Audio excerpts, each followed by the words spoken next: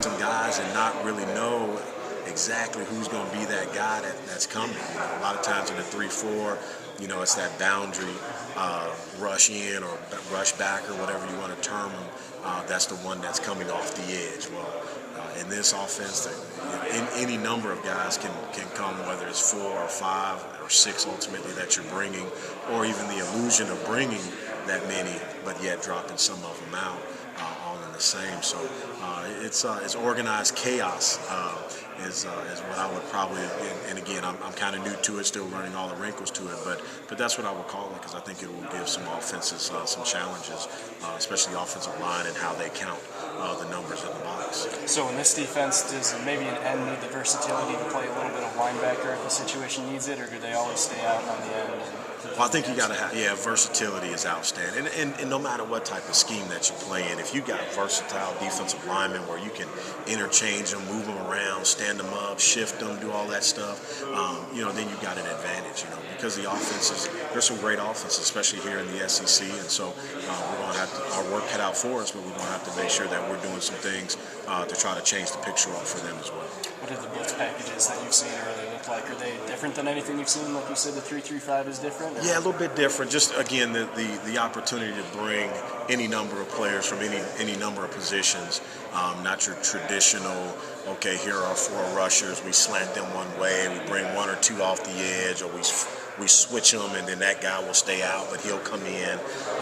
But truly having an opportunity to any and everyone can blitz from any and everywhere on the field, so it's a neat concept. Go ahead. Switching from a 4 to a 3-man front, just how important is that nose position, and especially how do you determine which guys play the nose and which guys you might want to slum up and put them on the outside? That's a very good question on how to sort them out, and that's the challenge that we're going to have here in the leading up to spring practice. And I would imagine as we continue to go through spring practice, some guys will emerge a little bit better at different spots, and we'll make the adjustments that we need to make as we move forward.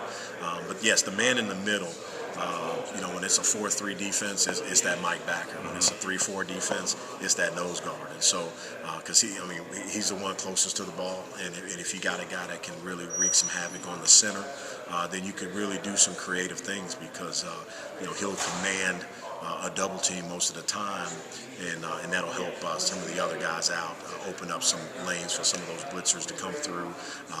And then obviously in the pass rushing situation, if you can get him manned up and you can get a chance to beat him or get some knockback on the center, that puts that center right in the quarterback's lap and causes some disruption back there.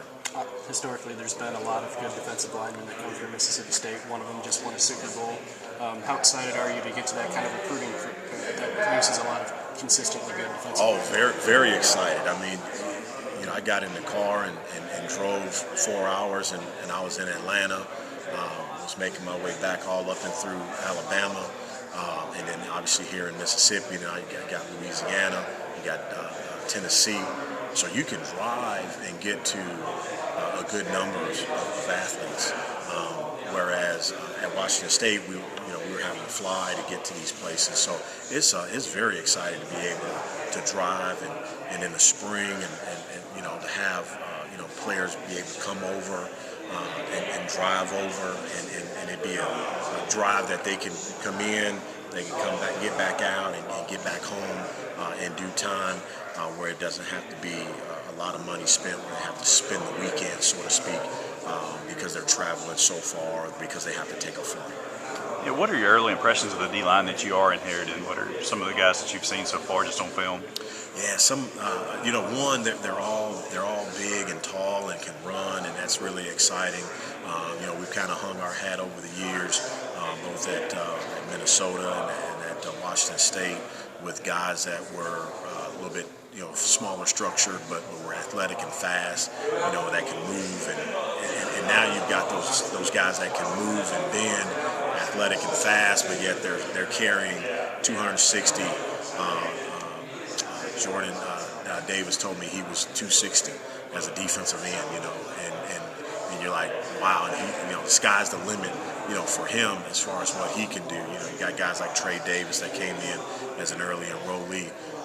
He's athletic, fast, can move, so You got those guys. Then you have some of the older guys like Marquise that is a bigger body guy that can run and move. So it is exciting. Kobe, he comes to mind, and Fabian. You got them all, and they're really exciting to see out in their morning workouts, and looking forward to getting them on the field, get some pads on them in the spring, and really seeing what their full capabilities are.